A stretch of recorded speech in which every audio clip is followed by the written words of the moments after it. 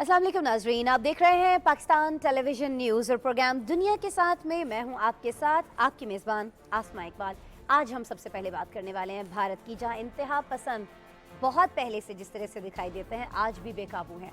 साबिक भारतीय वज़ीर ख़ारिजा सलमान खुर्शीद ने अपनी किताब में हिंदू जनूनियत में इजाफे की हकीकत को आश्कार किया तो भारतीय इंतहा पसंदों ने सलमान खुर्शीद के नेतीलाल में वाक़ घर पर धावा बोल दिया। इंतहा पसंदों ने तोड़फोड़ के बाद उनके घर को आग भी लगा दी।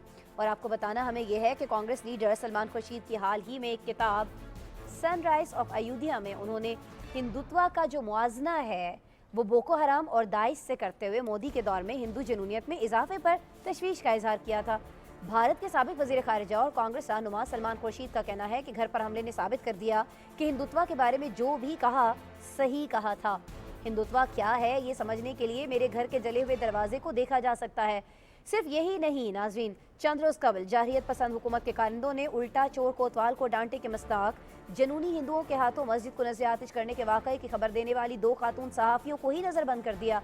भारत में बढ़ती इंतहा पसंदी पर बात करने के लिए इस वक्त टेलीफोन लाइन पर हमें ज्वाइन कर रहे हैं असद महमूद साहब, जो कि दिफाई तज्जियाकार हैं। वीडियो लिंक पर हमारे साथ मौजूद हैं, खुश आमदीद कहते हैं। अस्सलाम वालेकुम असद महमूद साहब। वालेकुम अस्सलाम। बहुत शुक्रिया असद साहब, आप हमारे साथ मौजूद हैं, वक्त निकाल रहे हैं हमारे शो के लिए। असद महमूद साहब, बात हम कर रहे हैं सलमान खुर्शीद के साथ जो कुछ हुआ है, और फिर हम ये भी देख रहे हैं जो उन्होंने अपनी किताब में लिखा था उसकी उनको एक जीती जागती मिसाल भी मिल गई। उन्होंने कहा कि जो चीज़ मैं बयान करना चाह रहा था वो मेरे घर के जले हुए दरवाजे को देख के कही जा सकती है। आपको नहीं लगता कि वाक़यात बहुत ज़्यादा बढ़ते चले जा रहे हैं और भारत की ये जो एक जमहूरियत होने का दुनिया की सबसे बड़ी राग अलापता है भारत, ये उस पर एक बहुत बड़ा सवालिया निशान है, ये भी वाक़या जो आज हुआ है? बिस्मिल्लाहिर्रहमानिर्रहीम। आसमा, थैंक यू वेरी मच। बिल्कुल इसी तरह की ही सिचुएशन आप देख रहे हैं इंडिया के अंदर। And it is not only कि अगर हम आज की बात करते हैं, मतलब 5 अगस्त 2019 को तो कश्मीर के साथ आप जोड़िए, इससे हट के भी इससे पहले की जो हालात व वाक़यात आप इंडिया के अंदर स्पेशली नरेंद्र मोदी के आने के बाद देख रहे हैं, मेरा ख्याल है वो तो सारी दुनिया के सामने हैं। देखिए, मैं एक आपसे अर्ज़ करूँ, नरेंद्र मोदी जैसा शख्स जो कि जब ये गुजरात का वजीर आ रहा था, I am talking of February 2002 की मैं बात कर रहा हूँ, और वहाँ पर इसके होते हुए 2000 से जायद मुसलमानों को जिंदा जलाया गया था। ही वॉज विद हिज, इस वक्त जो उनका इंटीरियर मिनिस्टर है वो उस वक्त वहाँ पे गुजरात में इसके साथ इंटीरियर मिनिस्टर था। ये बेसिकली जिसको कहते हैं ना, they are the hard core criminals, बल्कि ये टेररिस्ट हैं। क्रिमिनल्स तो फिर कैटेगरी आती है, दे आर दी वन जो कि सही मानों में टेररिस्ट हैं। और आप ये देख लें कि वो 1.5 लाख से ज़ायद मुसलमान जो गुजरात के अंदर डिस्प्लेस हुए थे 2002 के अंदर, वो आज तक भी कैंपों में पड़े हुए हैं। इससे और आगे चलिए थोड़ा सा, उसी मैसेकार के अंदर इन्होंने 235 मस्जिदों को, इमेजिन करें, 235 मस्जिदों को जला दिया था, और 272 जो दरगाहें थी उस एरिया में, उन सबको उन्होंने बहुत ही एक मुनज़्ज़म तरीके से जलाया था। एंड सर्टनली इसके पीछे Narendra Modi the CM of Gujarat was behind all this. आप इसको कोई भी मतलब देख लें कि यही इंडियन लोग हैं। फिर इसके बाद नरेंद्र मोदी को दूसरी टर्म के लिए इलेक्ट किया। Narendra Modi is among those people कि जब इसने सियासत में कदम रखा था तो it was one of his aim कि जी उसने किसी सूरत के अंदर भी जो कश्मीर का तशख़्ख़ुस है वो ख़त्म करना है। उसको वो फील होता था कि नहीं, वो जो स्पेशल हुकूक 35A और फिर आर्टिकल 370 के तहत जो कश्मीर को एक नीम खुद मुख्तारी की हैसियत दी गई है, उसको ख़त्म होना चाहिए। और उसके लिए तो उसने धरना भी एक लिहाज से दिया था। सलमान खुर्शीद साहब बात करते हैं, और कांग्रेस को ठीक है, उन्होंने जिस बेहतर तरीके से, मैं ज़रूर कहूँगा कि ओके, इंडियन नैरेटिव को सामने रखते हुए अपने मुल्क को चलाया। इसके बावजूद इस तरह की सिचुएशन नहीं थी जो हिंदुस्तान को आज आप देखते हैं पूरी दुनिया के सामने। आप यकीन मानिए आज बिल्कुल असद साहब, ऐसा ही है, सूरत हाल ऐसी नहीं थी ये मोदी सरकार के आने के बाद से। बिल्कुल, हम अगर ये कहें कि पूरे हिंदुस्तान को गुजरात बनाने की कोशिश की जा रही है तो ये गलत नहीं होगा। अच्छा असद साहब, ये ज़रा फरमा दीजिएगा, सलमान खुर्शीद के घर पर हमला हो, त्रिपुरा के फसादात हों, या फिर गली मोहल्लों में मुसलमानों पर सरेआम तशद्दुद हो, मोदी हुकूमत ने बजाय मजम्मत के हमेशा हमला आवरों की पुश्त पनाही की है। इस पर भी आप काफ़ी डिटेल से बात कर रहे थे कि तो खुद दहशत गर्द है, अगर ये कहा जाए तो बिल्कुल गलत नहीं होगा। लेकिन चले दुनिया दिखावे कोई सही, एक दुनिया को अपना मुंह दिखाने के लिए सही, कोई एक आध जुमला तो बोला जा सकता है ना मजम्मत का, وہ بھی نہیں کی جاتی موदी سرکار کی جانب سے. اتنی ڈٹائی ہے اسد صاحب.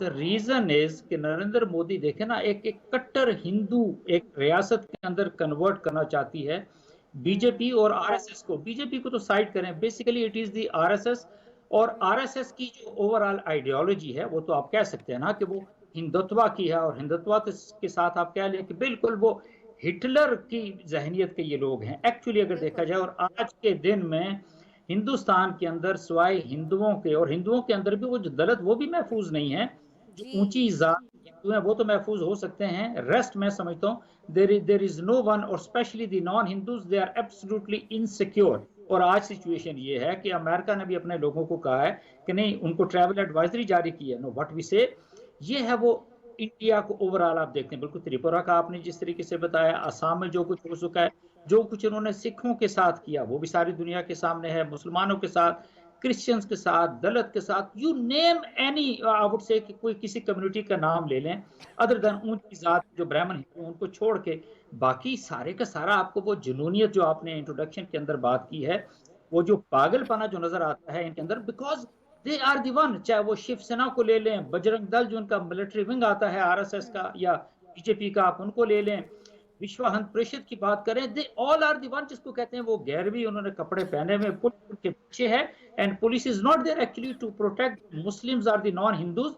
ایکچولی وہ پولیس اس لیے ہے کہ وہ جو ہندو بلوائی ہیں ان کو کسی طریقے سے سپورٹ کر سکیں. اور یہ تو پچھلے پوری دنیا نے ایک لحاظ سے دیکھا. دیکھیں نا, آج ہم 2021 کے اندر رہ رہے ہیں, کیا آپ تصور کر سکتے ہیں کہ 5 اگست 2019 سے لے کے 5 فروری 2021 تک کا لاک ڈاؤن, 1 سال 6 مہینے 1 دن کا لاک ڈاؤن انہوں نے انلیگل انڈین آکوپائڈ کشمیر کے اندر یہ رکھا. انڈین فورسز نے 8 لاکھ فوج موجود ہے وہاں پر اس وقت بھی, اور انہوں نے مزید ٹروپس کو اس کے اندر اضافہ کیا.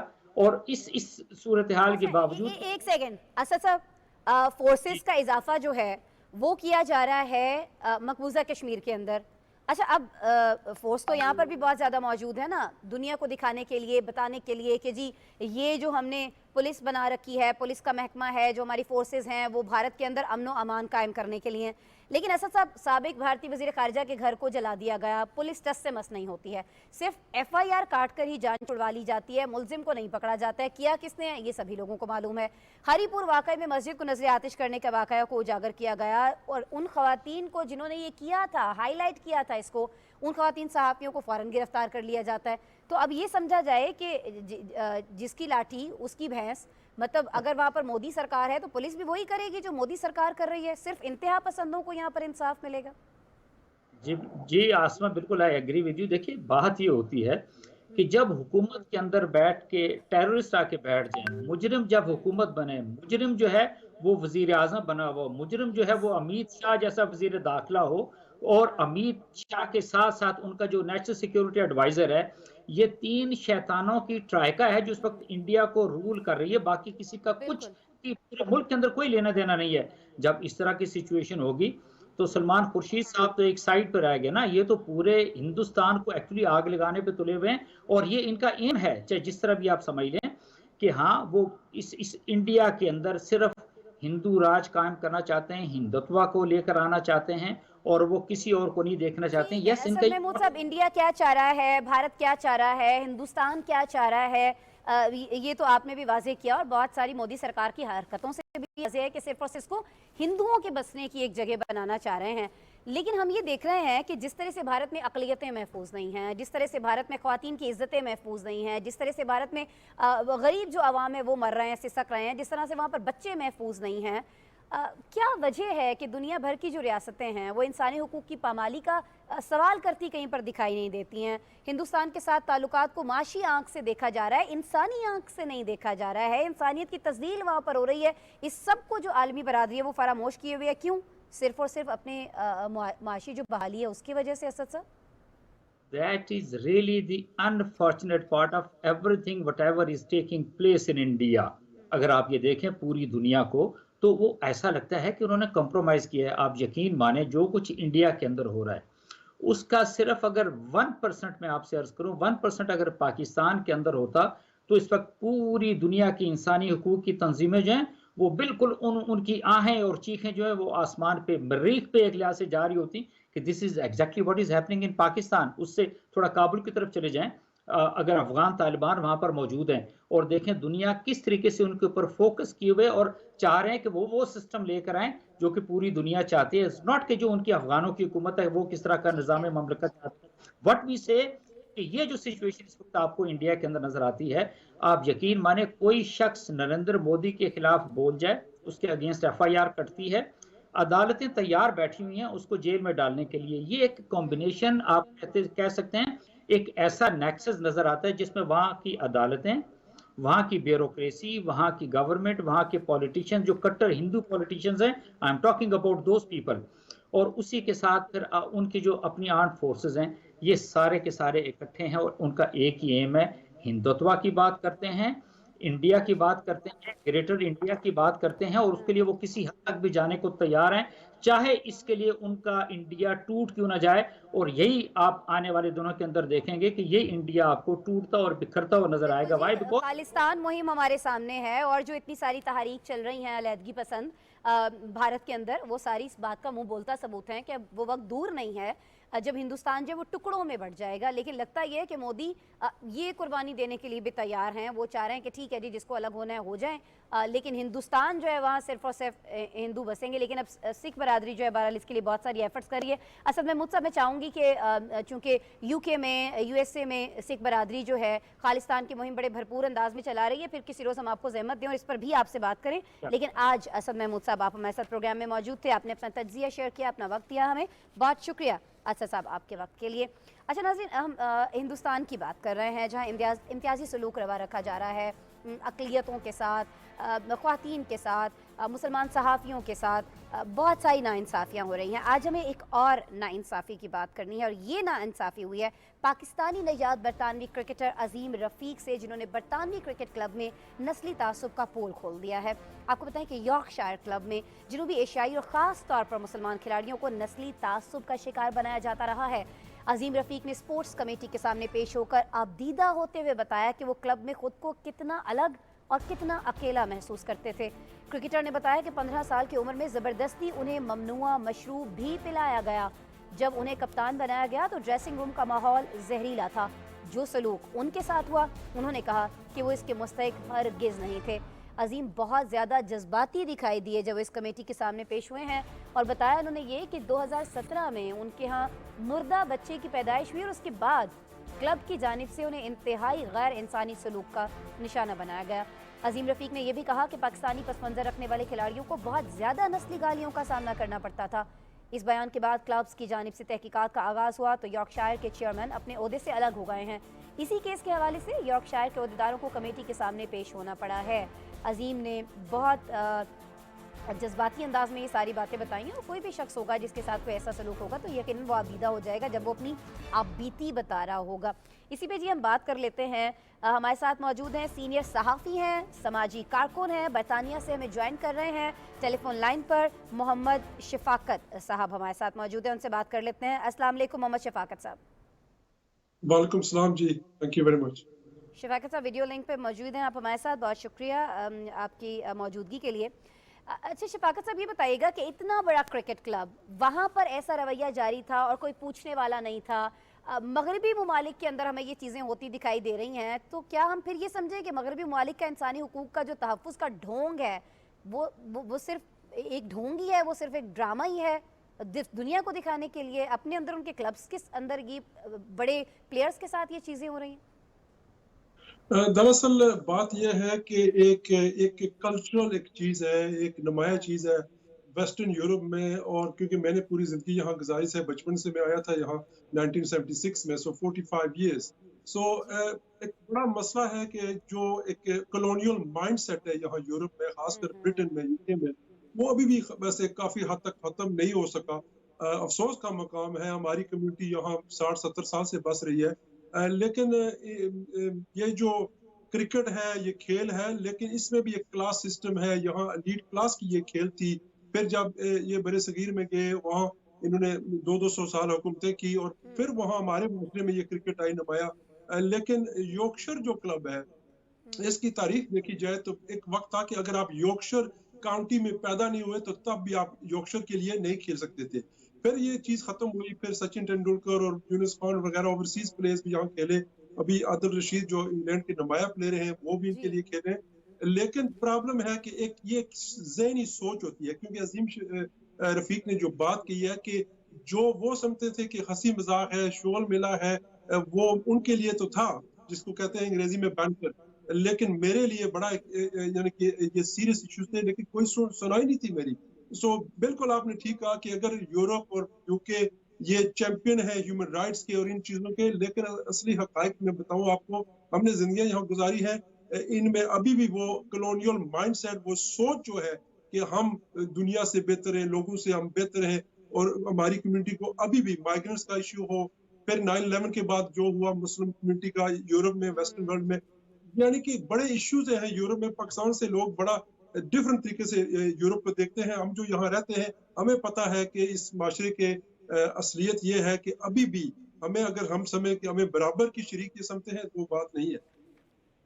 ठीक है। अच्छा अच्छा, अभी ये बिल्कुल जो बातें आपने फरमाई हैं, ये इससे भी, इस वाक़ये से भी हम अखज़ कर सकते हैं, देख सकते हैं, क्योंकि अभी तक हुआ ये है कि कमेटी तो बना दी गई है, लेकिन क्लब की जानिब से अब तक कोई अंदरूनी कार्रवाई शुरू नहीं हो सकी है अभी भी। सर, अगर आप इस बात से मेरे से इत्तेफाक करें कि अगर ये खबर आलमी मंजरनामे पर ना आती तो क्लब में शायद सब कुछ वैसा ही रहता। क्या वाकई में इस सब के सामने आने के बाद नस्ल परस्ताना रवैया जो है, अभी भी उसको बदलने की बात नहीं की जा सकेगी? वक्त गुजर जाएगा, ये चीज़ें जो हुई हैं अजीम के साथ, ये भुला दी जाएंगी, जूं का तू रहेगा सबका सब? बड़ा वैलिड पॉइंट है आपका कि अगर वाकया ये कि मीडिया में और सोशल मीडिया में यहाँ पहले ये बात शुरू हुई, फिर आलमी दुनिया में इसकी खबरें चली गई, और लेकिन इनको कुछ करना पड़ेगा, क्योंकि अब हुकूमत जो ये कमेटी के सामने गए हैं, वो हुकूमत की कमेटी थी ब्रिटेन की, यानी कि गवर्नमेंट की, उनके सामने इनको जवाबदेह होना पड़ेगा। एक्स चेयरमैन, नए चेयरमैन लॉर्ड पटेल साहब हैं, वो भी और अजीम भी, ये सब वहाँ पेश हुए, और यहाँ इंसाफ है। इस माशरे में अच्छा। ये चीज है कि जब चीज ओपन हो जाती है तो फिर उसके वो हल होता है, और हुकूमत ने इनको कहा है, काउंटी क्रिकेट क्लब्स को, अगर ये चीज आप रूट आउट नहीं करेंगे तो फिर हम खुद एक्शन लेंगे।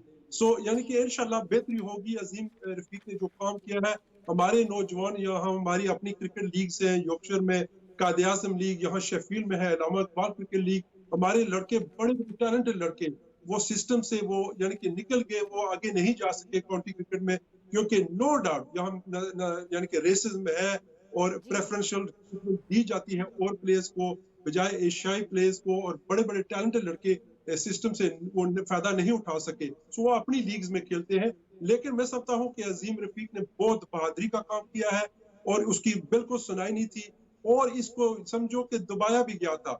यानी कि जब ये मीडिया में बात बढ़ चढ़ कर आई तो फिर उन्होंने एक्शन लेने की कोशिश की, लेकिन अभी भी यॉर्कशायर की तरफ से वो काम नहीं हुआ जो होना चाहिए था। उन पर बड़ी तनकीद यहाँ हुई है, कमेटी में भी हुई है, मीडिया में भी हुई है। एक्स जो प्लेयर्स हैं, यानी कि यूके इंग्लैंड के नासिर हुसैन ठीक और है, लेकिन आप कह रहे हैं, शफाकत साहब आप फरमा रहे हैं कि अगर इस तरह के वाकयात रिपोर्ट हो जाते हैं तो फिर उस पर इंसाफ ज़रूर मिलता है, लेकिन बहुत सारे वाकयात, शफाकत साहब आप इत्तेफाक करेंगे कि रिपोर्ट ही नहीं हो पाते हैं, और नस्ल परस्ती की वजह से हम ये भी देखते हैं कि हर साल बहुत सारे लोग जो है वो अपनी जानों से भी हाथ धो बैठते हैं। मुझे बस ये बता दीजिएगा, कोई वाकया आ जाता है, उस पर इंसाफ मिल जाता है, लेकिन तासुब को कम करने की भी तो ज़रूरत है ना। जैसे मैंने पहले ही कहा कि बहुत सारे वाक़यात तो रिपोर्ट ही नहीं हो पाते। इस तासुब को कम करने के लिए क्यों हमें बरतानिया में कोशिशें उस सतह पर होती भी दिखाई नहीं दे रही हैं सर, जिस सतह पर होनी चाहिए? बिल्कुल, दरअसल अफसोस का मुकाम है कि हमारी कम्युनिटी का बहुत ही बड़ा कंट्रीब्यूशन है इस माशरे में, और उसके बावजूद आज भी अगर 2021 पर इस इश्यू पर हम बात कर रहे हैं तो यानी कि दुख लगता है हम जैसे लोगों को, जो अपने जिंदगियां हमें गुजारी हैं यहाँ, और बड़ा यानी कि एक अच्छे सिटीजन की तरह हम रह रहे हैं। लेकिन ये जैसे मैं कह रहा कि एक माइंड सेट, एक सोच की बात है। जब तक सोच नहीं बदलेगी, और उसके ऊपर ये 9/11 का बहुत बड़ा इम्पैक्ट हुआ है। पहले तो एक पाकिस्तानी एशियाई लोगों के खिलाफ चीजें थी, लेकिन अब उसमें एक मुस्लिम का एक फैक्टर आ चुका है। वो भी जैसे इमरान खान, आपके वजीर आजम, हमारे वजीर आजम इमरान खान साहब ने जी भी जी जी। यूनाइटेड नेशंस में और हर इश्यू पर उन्होंने इस इश्यू को उठाया है, क्योंकि वो मगरब में, यूके में, यहाँ क्रिकेट के दौरान वो रह चुके हैं, वो समझते हैं इस माशरे को। बिल्कुल। और हमारे जो पाकिस्तान में लोग ये समझते हैं कि यूरोप और यानी कि बड़ी एक ख्वाब होती है लोगों की, यूरोप में चले और वहाँ यकीन करें वो यूरोप नहीं है जो लोग वहां समझते हैं। यहाँ अभी भी हम समझते हैं कुछ हद तक सेकंड क्लास सिटीजन ही हम, और वहाँ आपके पास ब्रिटिश पासपोर्ट हो, जो मर्जी हो, लेकिन आप देखें इमिग्रेंट्स का इश्यू हो, यानी कि, और बिल्कुल आप जैसे आपने कहा कि यहाँ लोगों पर अटैक्स भी होती है, रेशियल अटैक्स भी होती है, यूरोप में भी होती है, यूके में भी होती है, और यानी कि वो फिजा आज भी हमारे लिए साजगार नहीं है। और अफसोस का मुकाम है 60-70 ईयर्स लेटर कि इस इश्यू पर हम आज बात कर रहे हैं कि क्रिकेट के मैदान में एक प्लेयर को ऐसे ट्रीट किया गया है क्योंकि वो पाकिस्तानी था, और बिल्कुल, उसको इससे शफाकत साहब हम अंदाज़ा लगा सकते हैं कि जो बच्चे स्कूल्स में जाते हैं, चाहे वो मुसलमान घरानों से हैं, दूसरे ममालिक से आए हुए हैं, ये स्याह फाम हैं, उनको किस तरह के रवैये का सामना करना पड़ रहा होगा जब एक क्रिकेटर जो है वो भी अजीम जैसा क्रिकेटर जो है उसको ऐसे रवैये का सामना करना पड़ रहा है। तो अंदाज़ा लगाना कोई मुश्किल नहीं है, लेकिन आप ये समझ रहे हैं कि जिस सतह पर इकदाम होने चाहिए बरतानिया में, उस सतह पर नहीं होने चाहिए हो रहे हैं। इस तासुब को कम करने के लिए मजीद इकदाम करना होंगे। बहरहाल मोहम्मद शफाकत साहब आप हमारे साथ मौजूद थे, सीनियर सहाफ़ी हैं, समाजी कारकुन भी हैं आप बरतानिया में। वीडियो लिंक पर हमें ज्वाइन किया, अपना कीमती वक्त, अपना कीमती तज्जिया शेयर किया, बहुत शुक्रिया शफाकत साहब आपके वक्त के लिए। अच्छा जी, बरतानिया की बात हो रही है तो अब हमें आपको ये बताना है कुछ जो चीज़ें इंसानी हुकूक को सल्ब करने के हवाले से हो रही हैं, चाहे वो भारत में हो रही हैं, चाहे वो बरतानिया के अंदर हो रही हैं। उससे तो हमने आपको आगाह किया, आप कुछ तिजारत की बात कर लेते हैं, कुछ मईशत की बात कर लेते हैं। बताना हमें आपको यह है कि बरतानिया ने यूरोपीय यूनियन से मुकम्मल अलहदगी के बाद अपनी तिजारत को दुनिया भर में फैलाने का नया मनसूबा शुरू कर दिया है। बरतानवी हुकूमत ने आलमी मंडी में तिजारत बढ़ाने के लिए नया 12 निकाती मनसूबा पेश किया है। इस मंसूबे के तहत तमाम अशिया बरतानिया में बनाई जाएंगी और क्या किया जाएगा, उसके बाद इन्हें दुनिया भर की मार्केटों में भेजा जाएगा। बरतानवी हुकूमत का प्लान यह है कि इस वबा के इस दहाई के आखिर तक यानी अभी तो कोविड की वजह से बहुत ज़्यादा नुकसान हुआ है इस वबा की वजह से, लेकिन उसके बाद वजूद ये एफर्ट्स की जाएंगी, कोशिशें की जाएंगी कि अगले 10 सालों में बरामदात को 1 ट्रिलियन पाउंड तक ले जाया जाए। रिपोर्ट्स ये भी बता रही हैं कि गुज़श्ता साल बरतानिया की जानिब से 600 बिलियन पाउंड की अशिया एक्सपोर्ट की गई, लेकिन आलमी सतह पर बरतानिया की हर 10 फर्म में से सिर्फ 1 फर्म आलमी मंडी में अशिया फराहम करती है। बरतानवी हुकाम बताते हैं कि बरतानवी कंपनियों को सहूलियात फराहम की जाएंगी ताकि वो आलमी मंडी में कदम जमा सकें। रिपोर्ट्स के मुताबिक ऐसे मंसूबे पहले भी पेश किए गए थे, लेकिन उन्हें मुकम्मल ही नहीं किया जा सका। कोरोना वबा को भी बरामदात में कमी की बड़ी वजह करार दिया जा रहा है। कोरोना के आलमी वबा में कमी आने पर कई ममालिक अपनी मईशत को सहारा देने में कामयाब हो गए हैं, लेकिन बरतानिया अभी तक माशी तौर पर इसी बहरान का सामना करता हुआ हमें दिखाई दे रहा है। आया ये बहरान ख़त्म होने वाला है, हो सकता है, नहीं हो सकता है, ये सारी चीज़ें हम डिस्कस करेंगे शफक मोहम्मद साहब से, जो कि रुकने यूरोपियन पार्लियामेंट हैं और इस वक्त हमारे साथ टेलीफोन लाइन पर मौजूद हैं। उन्हें वेलकम करते हैं। अस्सलाम वालेकुम शफक मोहम्मद साहब। वालेकुम सलाम जी। अच्छा शफक साहब, ये नया मंसूबा क्या है, अगले 10 साल में बरतानिया क्या करना चाह रहा है, ये तो हमने बता दिया, लेकिन मुझे ज़रा ये बता दीजिएगा मेरे व्यूवर्स को भी कि बरतानिया का जो नया तिजारती मंसूबा है ये किस तरह से बरतानिया को फ़ायदा पहुंचा सकता है।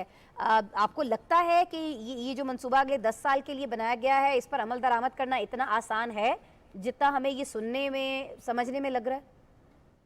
देखिए जी कि 40 साल से ज़्यादा जो है बरतानिया यूरोपीय यूनियन में थी, और उस दौरान यहाँ पर मैन्युफैक्चरिंग बेस जो होता था वो ज़्यादातर या तो शट डाउन हो चुका था, तो या जो प्रोडक्शन लाइन्स वो ट्रांसफ़र हो चुकी थी ईस्टर्न यूरोप में। तो देख रहे हैं गाड़ियों की जो प्रोडक्शन होती थी वहाँ यहाँ यूके में, यहाँ पर भी हो रही है, लेकिन वहाँ पर काफ़ी शिफ्ट हो चुकी थी। और अभी ये इनकी कोशिश है, और मेरे अंदाज में ये काफ़ी चैलेंजिंग सिचुएशन होगा, क्योंकि बरतानिया में यहाँ की वेजेस जो है वो ज़्यादा होती हैं, ईस्टर्न यूरोप में कम है। और देखें जो वर्ल्ड वाइड कंपनी होती हैं, जापानीज कार मैन्युफैक्चर ले लें या अमेरिकन कार ले लें, वो तो देखेंगे बॉटम लाइन कि कहाँ से जो उनको सस्ती लेबर मिल सकती है। लेकिन यहाँ की जो हुकूमत की ये कोशिश बेशक है कि उनकी ये है कि यहाँ पर दोबारा मैन्युफैक्चरिंग जो ले आएँ, क्योंकि एक मुश्किलात हमें पेश आई हुई है जो ब्रेक्सिट यूरोपीय यूनियन से बाहर जाने के लिए, वो है सप्लाई चेन। कि यहाँ पर एक गाड़ी बनती है मिनी जो बहुत फेमस होती है, ब्रिटिश गाड़ी है, लेकिन अक्सरियत उनके जो पुर्जे होते हैं वो मुख्तलिफ यूरोपियन कंट्री से आते हैं। यहाँ एक जस्ट इन टाइम सिस्टम की प्रोडक्शन होती है कि जब वो स्कार सीट चाहिए या गियर बॉक्स चाहिए वो यहाँ पर पहुँच आता है उस वक्त। लेकिन उसके लिए हमें चाहिए था सीमलेस बॉर्डर्स, यहाँ की जो बोर्डिंग चेकिंग न हो है।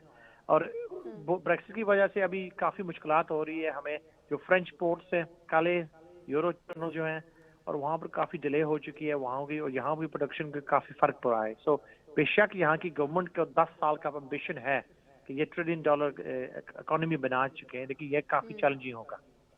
ٹھیک ہے. اچھا شفق صاحب یہ فرما دیجیے گا کہ یورپی یونین جو ہے وہ برطانیہ کی سب سے بڑی برآمدی منڈی ہے لیکن اب برطانیہ نے اپنی تجارت کو فروغ دینے کے لیے جو اتنا بڑا منصوبہ پیش کیا ہے آپ کو لگتا ہے کہ بریگزٹ ڈیل سے نکلنے کے بعد یہ اپنی پروڈکٹ کو عالمی سطح پر اس طرح سے بھیج پائے گا جو اس منصوبے میں شو کیا گیا ہے یا ڈیسائیڈ کیا گیا؟ جی دیکھیں یہ پاکستان میں بھی یہ ہوتا ہے یہاں پر ہی ہوتا ہے کہ انگریزی میں کہتے ہیں پروکسیمیٹی میٹرز، نزدیکی ضروری ہے. جہاں جو آپ کے نزدیک لوگ ہوتے ہیں ان کے ساتھ آپ زیادہ تجارت کر لیتے ہیں. بے شک ہمارے تعلقات آسٹریلیا اور نیوزی لینڈ سے اچھے ہیں، ٹریڈ ڈیل بھی ہوئی ہے لیکن ان کی اور ہماری تجارت جو ہے بہت کم پرسنٹیج میں ہے کیونکہ ان کا فیصلہ بہت زیادہ ہے. سو یہ جو پروکسیمیٹی ہے وہ جانے والی نہیں ہے ہماری یورپین یونین کی. بے شک ہماری ریلیشن شپ مختلف ہوگی. ابھی پرانی جو ہے یورپین یونین والی single market, free trade, free movement labour وہ ختم ہونے والا ہے لیکن یہ جو پروکسیمیٹی ہے وہاں پر رہے گی. لیکن ان کا ایمبیشنز ہے کہ یو ایس سے ٹریڈ ڈیل کریں، انڈیا سے ٹریڈ ڈیل کریں، پاکستان سے بھی کریں گے.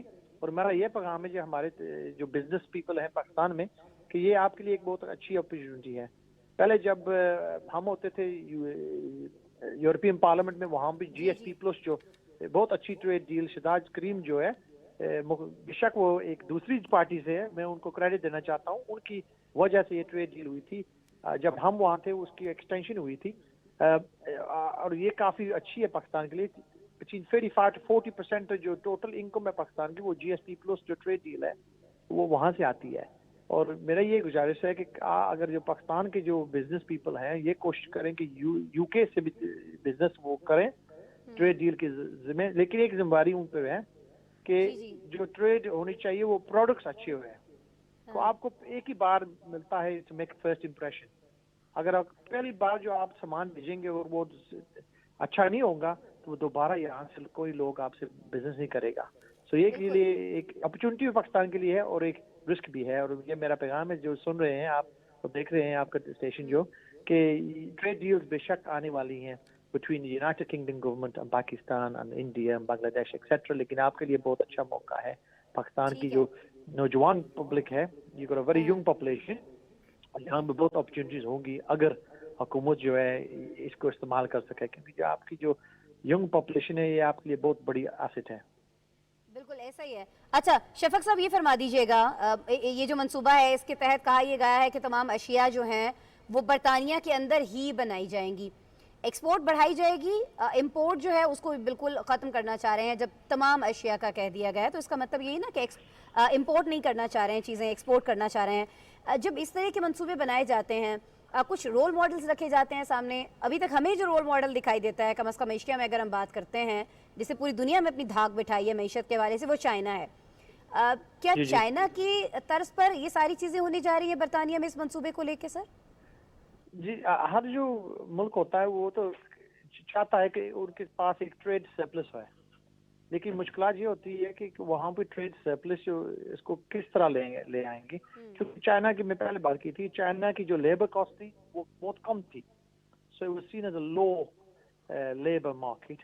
لیکن ابھی ان کے بھی ایمبیشنز ہیں، ان کے بھی جو لوگ ہیں وہ ترقی کر رہے ہیں اور وہ بھی کہہ رہے ہیں کہ ہمیں بھی جو لائف سٹائل ویسٹ میں مل رہی ہے وہاں پر ملے اور اس کی وجہ سے وہ بھی تنخواہیں جو ان کی ہیں وہ بھی زیادہ مانگ رہے ہیں. سو برطانیہ کے ایمبیشنز بے شک ہے کہ وہ جو نیٹ ایکسپورٹر بن جائے، لیکن یہ اوور نائٹ نہیں ہو سکتا اور یہ 10 سالوں میں نہیں ہونے والا کیونکہ یہ گلوبل مارکیٹ ہے. جہاں بھی گلوبل ورلڈ ہے دیکھ رہے ہیں ایپل ابھی وہ چائنا میں فون بنا رہے ہیں، وہ انڈیا میں بنا سکتے ہیں کیونکہ وہ گلوبل. اگر جو انڈیا اور پاکستان میں جو ویجز ہیں بنگلہ دیش میں ہیں وہ یہاں برطانیہ میں نہیں ہو سکتی، وہ بہت کم ہے. یہاں پر منیمم ویج ہے ابھی اندازاً 10 پاؤنڈ کے قریب ویج ہے آپ کا، وہ اندازاً 2000 سے زیادہ گھنٹوں کا تنخواہ ہے یہاں پر منیمم. یہاں بھی ایوریج جو ہے 20-30 ہزار سال کی ہوتی ہے. یہ اندازاً 60 لاکھ روپیہ ہے آپ کا. یہ ملنے والا ہے لوگوں کو جہاں وہاں پاکستان کام کر رہے ہیں. یہ چیلنج ہے برطانیہ کی कि उनका एम्बिशन है to get rid of ठीक है, मंसूबा import. पेश कर दिया गया है, 10 साल का इसके लिए हदफ रखा गया है, लेकिन आप ये समझते हैं शफक साहब कि अभी चैलेंजेस बहुत सारे हैं, खासतौर पर लेबर कॉस्ट को लेकर और जो मटेरियल है या दीगर चीज़ें हैं उनको लेकर बहुत सारे भी चैलेंजेस हैं जिनसे निपटना होगा अगर वाकईतन इस मंसूबे पर उस तरह से अमल करना है जिस तरह से सोचा गया है और इसे उसी तरह से कामयाब बनाना है जिस तरह से चाह रही है बरतानिया की हुकूमत। बहरहाल शफक मोहम्मद साहब, आप रुकने यूरोपियन पार्लियामेंट हैं, हमारे साथ मौजूद थे, टेलीफोन लाइन पर हमें ज्वाइन कर रहे थे। बहुत शुक्रिया सर आपके वक्त के लिए। बरतानिया के हवाले से हम जी बात कर रहे थे जिसने यूरोपीय यूनियन से मुकम्मल अलहदगी के बाद एक बड़ा मनसूबा बनाया कि अपनी तिजारत जो है उसको पूरी दुनिया में फैलाया जाएगा, तमाम के तमाम प्रोडक्ट्स जो हैं वो बरतानिया के अंदर तैयार की जाएंगी, बाहर से कोई चीज़ जो है वो इम्पोर्ट नहीं की जाएगी। अगर कोई काम किया जाएगा तो वो सिर्फ और सिर्फ ये है कि अपनी एक्सपोर्ट जो है उसको बढ़ाया जाएगा और दुनिया भर में बढ़ाया जाएगा अगले 10 साल में। अब ये कितना पॉसिबल होता है बरतानिया के लिए, इस पर हम बात कर रहे थे शफक साहब से। अब हमें बढ़ना है जी आगे और बात करनी है आज हमें आज़रबाईजान और आर्मीनिया की, जिनमें होने वाली सरहदी कशीदगी जो है वो बढ़ती चली जा रही थी, लेकिन रूस ने सालसी का किरदार अदा करते हुए इसको रुकवा दिया है। दोनों मुल्कों में हालिया सरहदी झड़पों में आर्मीनिया के 16 जबकि आज़रबाईजान के 7 फौजी जवान जिंदगी से हाथ धो बैठे हैं। इस पर आज हमें बात करनी है, डिटेल डिस्कशन करनी है, लेकिन पहले आज़रबाईजान और आर्मीनिया में किस बात पर कशीदगी चल रही है इस बारे में हमारे पास एक रिपोर्ट मौजूद है, आपको दिखाएंगे।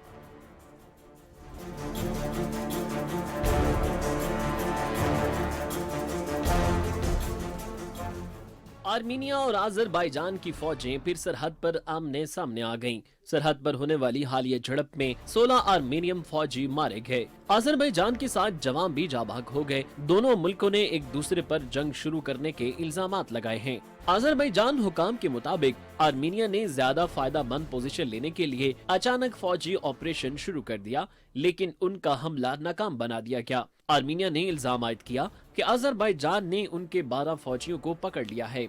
दारुल हुकूमत ब्रेवान से आर्मीनिया की वजारत दिफा ताज़ा झड़पों में फौजी ठिकाने आर्मीनियम के कब्जे से निकल जाने और फौजियों की हिलाकत की तस्दीक की। आर्मीनिया ने रूस से मदद की अपील की है, जिसके बाद दोनों मुल्कों ने नए जंग बंदी के मुआहदे पर इत्तेफाक किया। दोनों मुल्कों के दरमियान सरहद झड़पें नगोर्नो काराबाख के इलाके पर लड़ी जाने वाली जंग के 1 बरस मुकम्मल होने पर हुई, जिसमें 65 से ज्यादा लोग मारे गए थे। ये जंग 6 हफ्तों तक चली थी और फिर मास्को की सालसी से एक अमन मुआहदा तय पाया था और जंग खत्म हो गई थी। ताहम आर्मीनिया को नगोर्नो काराबाख का एक बड़ा इलाका छोड़ना पड़ा था। बिल्कुल जी, आर्मीनिया को एक बड़ा इलाका छोड़ना पड़ा था और आपको बताएं कि जब आर्मीनिया के इस कब्जा किए गए इलाके से एक मस्जिद जो है वो भी आज़रबाईजान के पास आ गई थी, तो इस मस्जिद के अंदर जो पहली आज़ान दी गई थी, एक पाकिस्तानी सहाफ़ी ने वो आज़ान दी थी और वो पाकिस्तानी सीनियर सहाफ़ी इस वक्त हमें वीडियो लिंक पर ज्वाइन कर रहे हैं। नाम है उनका मखदूम शहाबुद्दीन साहब, लंदन से हमारे साथ मौजूद हैं। वेलकम करते हैं। अस्सलाम वालेकुम मखदूम साहब। वालेकुम सलाम, thank you very much for having me. Makhdoom आपका शुक्रिया, आप वक्त निकाल रहे हैं। मखदूम पहले तो ज़रा ये फरमा दीजिएगा कि तकरीबन 1 साल मुकम्मल होने वाला है ये जो झड़पें इन दोनों के दरमियान हुई थी नगोर काराबाख की। अच्छा, रूस की मदद से अब जंगबंदी का मुआहदा भी हो चुका है। पिछले साल भी ऐसा ही हुआ था कि जंगबंदी मुआहदे पर रूस ने दस्तखत कराए थे, लेकिन इसके बावजूद इस बार फिर झड़पें हो गई हैं। रूस ऐसा कुछ क्यों नहीं कर रहा है या दीगर कोई और मुल्क ऐसा कुछ क्यों नहीं कर देता है मखदूम कि जंगबंदी जो है वो मुस्तकिल हो, रोज रोज ये सारी चीजें ना रिपीट हो रही हो यहाँ पर? जी बिल्कुल, देखें सबसे बड़ा मसला यह है कि अगर हम नागोर्नो काराबाख के इशू को देखें और आर्मेनिया की जानिब से आज़रबाईजान के जो इलाके हैं जिन पर कब्जा किया गया था और जिसके लिए फिर ये तकरीबन चंद दिहाइयों से चल रहा है तनाज़ा, और इस तनाज़े को अगर हम डिटेल में स्टडी करें तो ये बिल्कुल जैसे पाकिस्तान के लिए मकबूजाबादी का इशू है, उसी तरह से आज़रबाईजान के लोगों के लिए नागोर्नो काराबाख का इशू था। पिछले साल जंग हुई और इस सब के अंदर जो कुछ भी हुआ, तुर्की ने खुलकर मदद की आज़रबाईजान की, दूसरी जानिब रूस जो है वो कतराता रहा मुआहदा होने के बावजूद आर्मेनिया की मदद करने से। पाकिस्तान ने सिफारती माज पर बहुत ज्यादा साथ दिया अपने आज़रबाईजान के भाइयों का, और उसका इजहार आप आज़रबाईजान में अगर चले जाएं तो आपको हर गली कूचे में शायद आपको वो देखने को मिले पाकिस्तान के लिए और पाकिस्तानियों के लिए जो इज्जत और एहतराम का रिश्ता है। अब ये जो मसला है ये बड़ा कॉम्प्लेक्स है। पिछले साल जो कुछ भी हुआ उसके अंदर फिर एंड पर जाकर रूस को सालसी करवानी पड़ी, सब टेबल पर आए, मुआहदा हो गया, जो कुछ भी हुआ। लेकिन इसके बावजूद आर्मेनिया जो है उसके, अगर हम जो उस वक्त के ओहदेदारान थे, हेड ऑफ द स्टेट थे, उनकी स्टेटमेंट को अगर उस वक्त पे भी देखें जब उन्होंने इस मुआहदे को अनाउंस किया, तो उन्होंने बड़ी इसे नागवारी के साथ अनाउंस किया। उन्होंने कहा कि हम बड़े अफसोस से ये मुआहदा कर रहे हैं। तो उसी वक्त ये चीज समझ जानी चाहिए थी कि आर्मेनिया जो है वो, उसके लीडर्स भी अपनी पॉपुलैरिटी को सेव करने के लिए भी, फेस सेविंग के लिए भी, और बहुत से फैक्टर्स की वजह से दोबारा बहुत कुछ करेंगे, क्योंकि उस मुआहदे के तहत जो इलाका जिसके अंडर आ चुका था वो आपके पास जाना था, जिसकी वजह से आज़रबाईजान ने अपने बहुत से इलाके लिबरेट करवा लिए, आजाद करवा लिए। और हम बल्कि अभी रिसेंटली वहां पर गए और उन्होंने तकरीबन चंद महीने पहले वहां पर कुछ इलाकों का हमें दौरा भी करवाया, और अभी तक वहां पर लैंड माइन्स हैं। और जिस दिन हम गए, हमसे अगले दिन कुछ सहाफी वहां पर गए, तो वो लैंड माइन्स जो आर्मेनिया ने बिछाई हुई थी, उनकी वजह से वहां पर कुछ सहाफी, एक दो सहाफी जो है वो शहीद हुए और कुछ जख्मी भी हो गए। यानी वो बड़ा पुरखतर इलाका है। और उसमें एक मस्जिद है, बड़ी तारीखी मस्जिद, जिसमें जिस तरह से आपने जिक्र भी किया, उस मस्जिद में बहुत अरसे तक, जब तक आर्मेनिया का कब्जा रहा था, वहां पर उन्होंने सिर्फ और सिर्फ जज्बात को मजरू करने के लिए सूअर बांधे हुए थे उस मस्जिद में, और वो तस्वीर सोशल मीडिया पर है। तो वो एक बड़ा जज्बाती मंजर था। जाहिर बात है उस मस्जिद में जाना, अजान देना मंजर वो और भी वहां बड़ा पर नमाज जज्बाती पढ़ना। था मखदूम शहाबुद्दीन, जब आपने इस मस्जिद के वापस आज़रबाईजान के पास आने के बाद यहाँ पर आज़ान दी थी। We are really proud of you कि आप वो पहले पाकिस्तानी सीनियर सहाफ़ी जिनको ये एजाज़ हासिल है। अच्छा मखदूम, मुझे ये बता दीजिएगा कि आज़रबाईजान अब जो इरादा रखता है वो ये है कि तुर्की तक सड़क बनाए, लेकिन ये जो सड़क है इसका कुछ हिस्सा जो है ये आर्मीनियाई इलाके से गुजरता है, और आर्मीनिया को यकीनी तौर पर ये बिल्कुल काबिल कबूल नहीं है कि उसका इलाका आज़रबाईजान के कंट्रोल में हो किसी भी सूरत में। लेकिन मेरा सवाल आपसे फिर ये है शहाब कि अगर मुस्तकिल जंगबंदी ना हुई तो ये झड़पें तो मुस्तकबिल में बिल्कुल जारी रहने का इम्कान है, जैसे अभी आप खुद भी फरमा रहे थे। ऐसे में जो आलमी इदारे हैं वो जंग रोकने के लिए सिफारती ताल्लुकात समेत क्या हरबे इस्तेमाल कर रहे हैं? कुछ कर भी रहे हैं या नहीं कर रहे हैं? या सारे का सारा तकिया जो वो रूस पे किया हुआ है कि नहीं ठीक है जी, रूस कर रहा है, रूस को ही करने दें, हमारी कोई जिम्मेदारी नहीं है? बिल्कुल, इस मसले पूरे के अंदर अगर हम वेस्ट का किरदार देखें, तो वेस्ट इस सारे के सारे मामले में इतना एक्टिव रोल जो है वो प्ले नहीं कर रहा। और उसमें एक वजह तो ये भी हो सकती है कि रशियन इन्फ्लुएंस बहुत ज्यादा है। ऑल्दो रशिया का एग्रीमेंट है आर्मेनिया के साथ कि वो आर्मेनिया को प्रोटेक्ट करेगा in case of any hostility. और रिसेंट जो पिछले साल जंग हुई उसमें रशिया ने आर्मेनिया का साथ इसलिए नहीं दिया, रशिया ने कहा देखें जी, हमारा आपके साथ मुआहदा है आर्मेनिया की टेरिटरी को सेव करने का, अगर आर्मेनिया पर हमला हुआ तो हम आपका साथ देंगे। लेकिन चूंकि ये जो का कशीदगी है ये नागोर्नो काराबाग के मुतनाज़ा इलाके में हो रही है, तो अभी हम इस पर खामोश हैं। जब वो आपकी तरफ आए हम आपसे निमट लेंगे। अब जो कॉरिडोर की बात है, इस कॉरिडोर का नाम है ज़ेंगज़ार कॉरिडोर, और ये कॉरिडोर आज़रबाईजान बनाना चाहता है। और पिछले साल के मुआहदे के तहत वो मुआहदा थोड़ा सा वेग था, उसमें बहुत सी चीजें क्लियर नहीं थी, क्योंकि वो जंग बंदी का मुआहदा था, अचानक करवाया गया और बड़ी ही अफरा तफरी में करवाया गया। तो आज़रबाईजान का और तुर्की का ये मानना है कि इस मुआहदे के तहत जो पिछले साल हुआ जंग बंदी का, इन्हें यहाँ से अपना कॉरिडोर बनाने की इजाजत है, और ये अपना बना सकते हैं। और इसके कुछ हिस्टोरिक पर्सपेक्टिव्स भी हैं, एक पूरी हिस्ट्री है कि आज़रबाईजान का हक है ये रास्ता, और ये बिल्कुल एक कॉरिडोर बनता है और उनके लिए ट्रेड के लिए, और ये सिर्फ आज़रबाईजान के लिए नहीं बल्कि ये तुर्की के लिए बहुत ज्यादा फायदेमंद होगा, क्योंकि तुर्की की मार्केट भी खुल जाएगी। अब जाहिर बात है आर्मेनिया जो है उसने इसके ऊपर अब एक नया मौक़िफ़ अपनाया, और उन्होंने कहा है कि आज़रबाईजान की जो इंटरप्रिटेशन है उस मुआहदे की जो पिछले साल हुआ कि यहाँ से हम कॉरिडोर बना सकते हैं, वो प्रोपेगेंडा है। तो आर्मेनिया उसे मानने को तैयार नहीं है, और आज़रबाईजान बड़ा क्लियरली कह चुका है कि अगर हमें सीधे तरीके से ना बनाने दिया गया तो हमारा हक है, हमारा ये राइट है, हम इसे बाय फोर्स बनाएंगे। और अगर बाय फोर्स बनाया जाता है तो फिर जाहिर बात है कशीदगी होती है, जिस तरह से अभी हुई है, दोबारा से झड़पें शुरू हो जाएंगी। लेकिन जरा ये फरमा दीजिएगा मखदूम शहाबुद्दीन कि आर्मेनिया और आज़रबाईजान के तनाज़े में आर्मीनिया को अगर देखा जाए तो मुआहदे के तहत रूस की हिमायत हासिल है ना, ये जिस मुआहदे की हम बार बार बात कर रहे हैं, जिसके बारे में भी आप कह रहे थे कि बहुत एक जल्दबाजी में बनाया गया, तो बहुत सारी चीज़ें अभी इसमें क्लियर नहीं है। लेकिन ये क्लियर है कि आर्मीनिया को रूस की हिमायत हासिल है जी, इस एग्रीमेंट में ये दिखाई देता है। कहीं ऐसा तो नहीं है शहाब कि ये महाज सिर्फ इसलिए खोला गया हो कि रूस को एक बार फिर यहाँ फंसाया जाए, जैसे उसे अफगानिस्तान में फंसाया गया था? बिल्कुल, ये एक बड़ा इंपॉर्टेंट फैक्टर है और ये एक बड़ा अच्छा पॉइंट है जो आपने रेज किया है, क्योंकि अगर देखा जाए तो इस वक्त दुनिया जो है वो बड़ी मल्टीपोलर हो चुकी है और कोई एक सुपर पावर नहीं है। देयर आर अ फ्यू बिल्कुल नहीं। ग्लोबल पावर्स, चाहे वो चाइना हो, रशिया हो या फिर यूएसए हो। अगर हम इन तीन को देखें, इसमें यूरोप और यूके जो है उन्हें आप वेस्टर्न ब्लॉक में डाल दें, लिबरल वर्ल्ड ऑर्डर में, तो वो हमेशा ये जरूर चाहेंगे कि चाहे चीन हो चाहे रूस हो, वो किसी ना किसी अपने मसले या अपने तनाजे में उलझे रहें।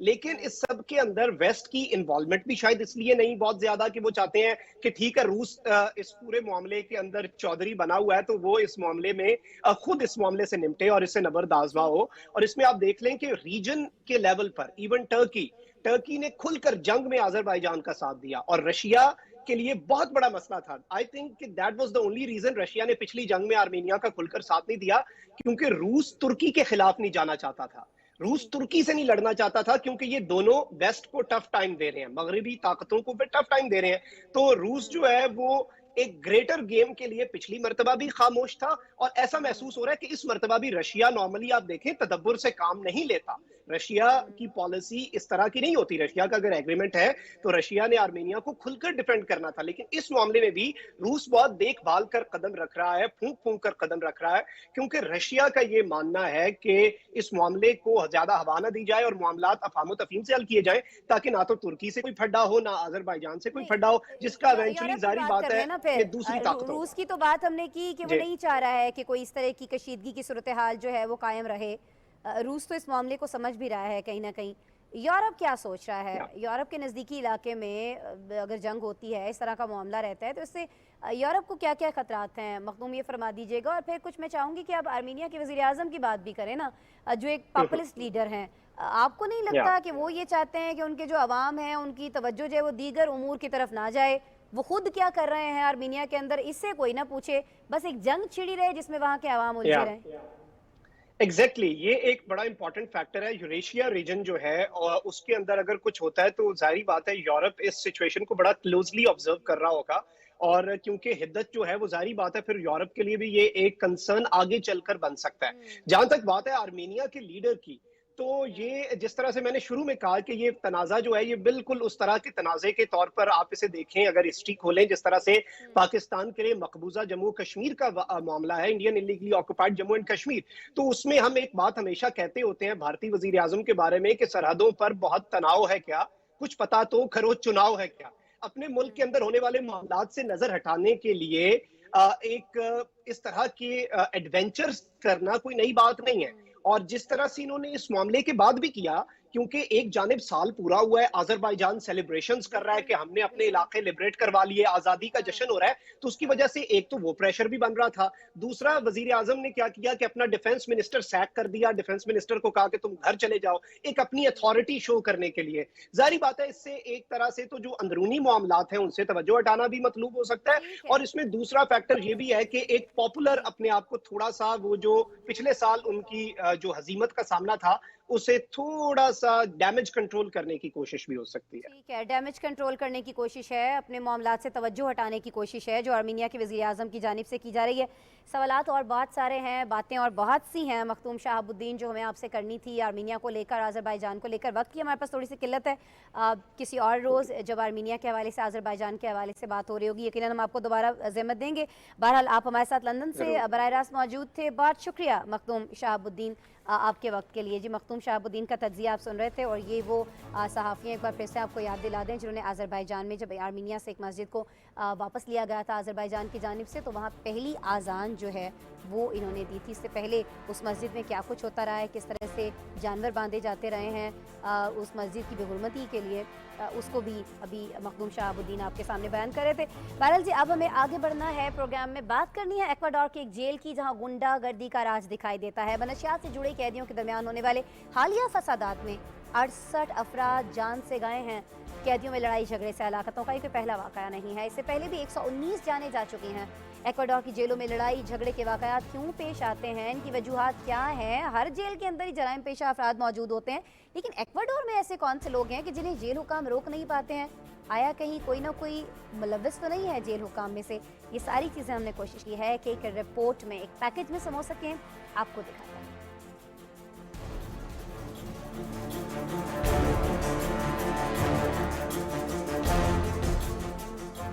लातीनी अमेरिका के मुल्क एक्वाडोर के साहिली शहर गयाकोइल की जेल में कैद मंशियात फरोशों के 2 बड़े ग्रुप्स के दरमियान होने वाली हालिया झड़प 68 कैदियों की जान ले गई। दर्जनों जख्मी भी हुए हैं। रिपोर्ट्स के मुताबिक कैदियों ने जेल के एक हिस्से में दाखिल होने की कोशिश की, जिस पर 2 गिरोहों में खूनी तसादुम हो गया। झड़पों के दौरान खतरनाक कैदियों ने डंडों, सरियों और तेज धार अशिया का एक दूसरे पर आजादाना इस्तेमाल किया। पुलिस कमांडर जनरल तानिया विरेला ने एतराफ किया कि ये वाकया कैद खाने के अंदर जराइम पेशा गिरोहों के दरमियान इलाकाई तनाज़े की वजह से पेश आया। एक्वाडोर की जेलों में इस साल 300 से ज्यादा कैदी मारे जा चुके हैं, क्योंकि जेल में हजारों कैदी मंशियात के गिरोहों से जुड़ जाते हैं। इनमें पुरतशद्दुद झड़पें अक्सर फसादात की शक्ल इख्तियार कर जाती हैं।